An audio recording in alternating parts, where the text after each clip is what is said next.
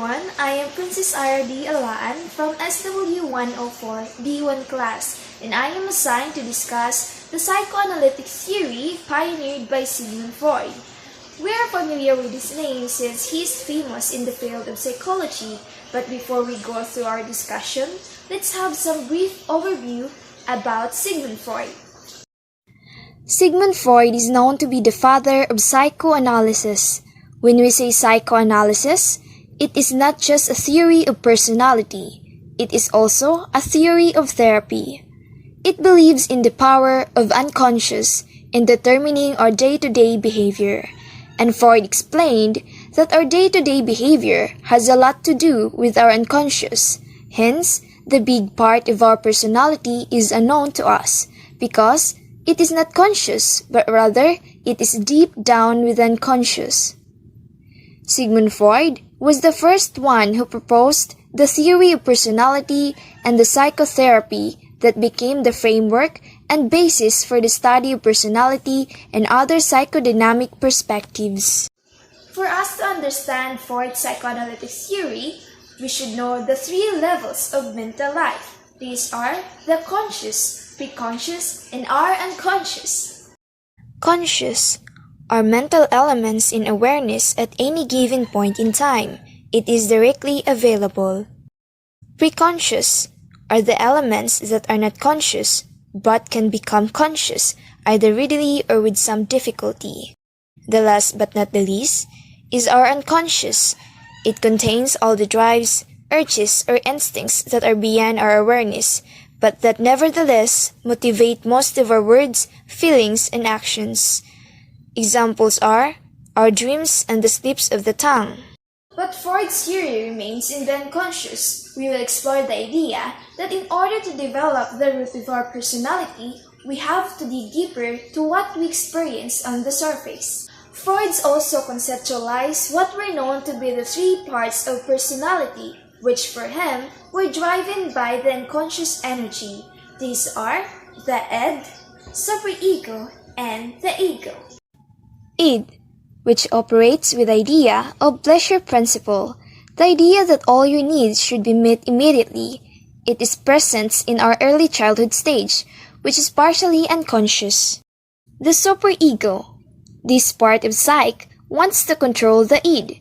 It is like an angel. It pushes you to obtain the ego ideal, or your view of what is right, and also represents your conscience, or your view of what is considered to be wrong.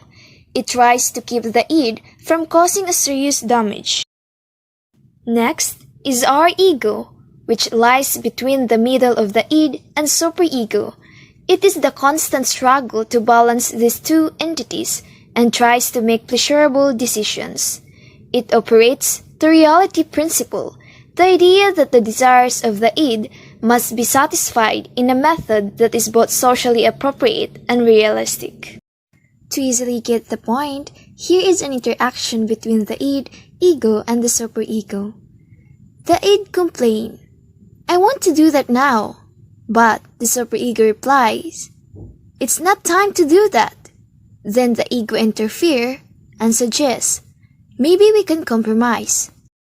The unconscious level operates with the id, and the preconscious level operates with the superego, and both the conscious and the preconscious levels operate with our ego.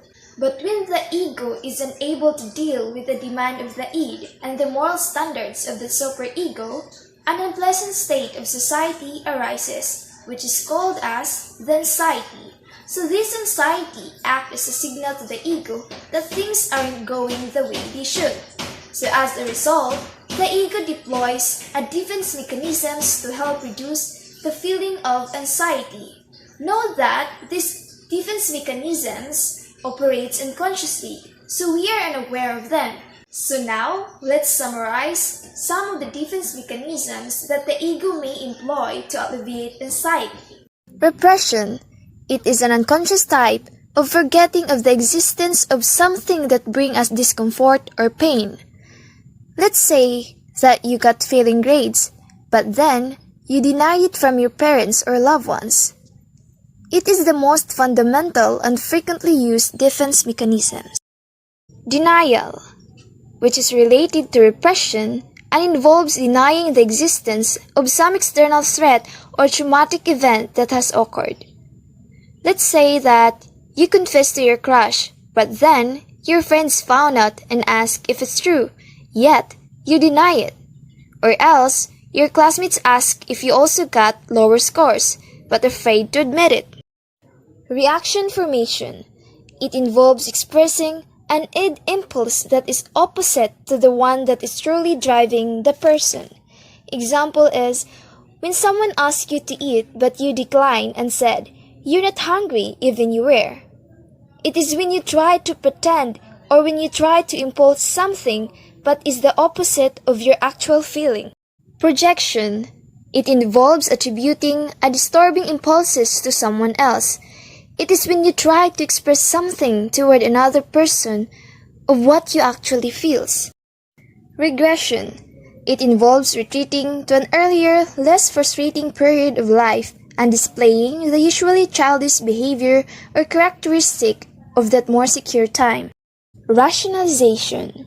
It involves reinterpreting our behavior to make it more acceptable and less threatening to us. It is like trying to defend yourself by making an excuse, while it is usually present in a couple's argument. Displacement. It involves shifting an impulses from a threatening object or from one that is unavailable to an object that is available. It is when you try to put your feeling or displace what you feel on a particular object. Sublimation. It involves altering or displacing id impulses by diverting instinctual energy into socially acceptable behaviors. This happens when you have a very serious or not good experience like breaking up from a partner or being discriminated, then you try to place those impulses towards a productive, meaningful, and acceptable behaviors like painting, dressing, or even working out. So how do Freud's idea influence on how we shape our personality? Well, one of his theory was that as we grow up, we undergo these 5 psychosexual stages of development. And Freud also believed that adult personality is firmly shaped and crystallized by the 5th year of life. So here are the 5 psychosexual stages. Stage 1. The oral phase, from birth to 1. We're in the first year of our lives. We discover the world through our oral senses. Stage 2 is the anal phase, from age 1 to 3. The primary focus of our libido, or the sexual drive, is the control of the bladder and the bowel movements. It is when we have to learn how to use the toilet. Stage 3 is the phallic stage, from age 3 to 6. Our libido now turns to the genitals as we discover the differences between the female and the male gender. Some internal conflicts may also reside, like male Oedipus complex. It is unconscious desire of a boy for his mother accompanied by a desire to replace or destroy his father. Another one is a castration anxiety, where boys fears that his penis will be cut off. In the female case is the female Oedipus complex, or known as Electra complex. It is like you see your mother as a rival towards your father, and also the penis envy. It is accompanied by a sense of loss because the female does not have a penis. The 4th stage is the latency, from age 7 to 13. Our libido here is suppressed as our romantic sexual instinct is being sublimed into developing life skills. The last stage will be the genital phase, from puberty to death. It is when our libido starts to become active again and we develop an interest in sexual partners. During each of the stages, the id is focused on a specific erogenous zone. So now, the ego must struggle to balance the pleasure-seeking id and the moral superego because during each of those phases, internal conflicts arise that might develop fixations on the person, such as neurosis, dependence, addictions, or even depressions.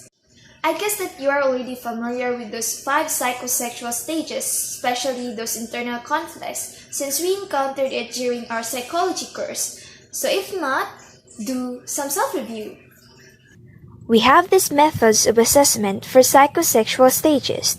These are free association, a technique in which patients say whatever comes to mind, or daydreaming out loud.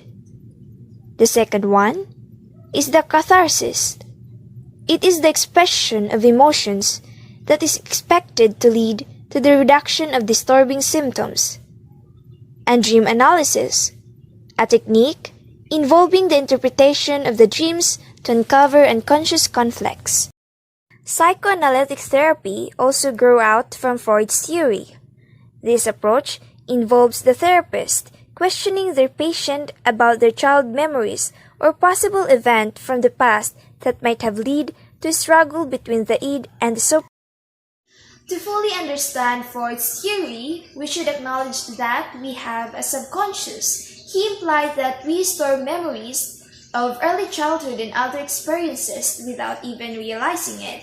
Then those past experiences unconsciously influence our behavior on a daily basis. This ends my discussion. I hope that you have learned something. Thank you and God bless.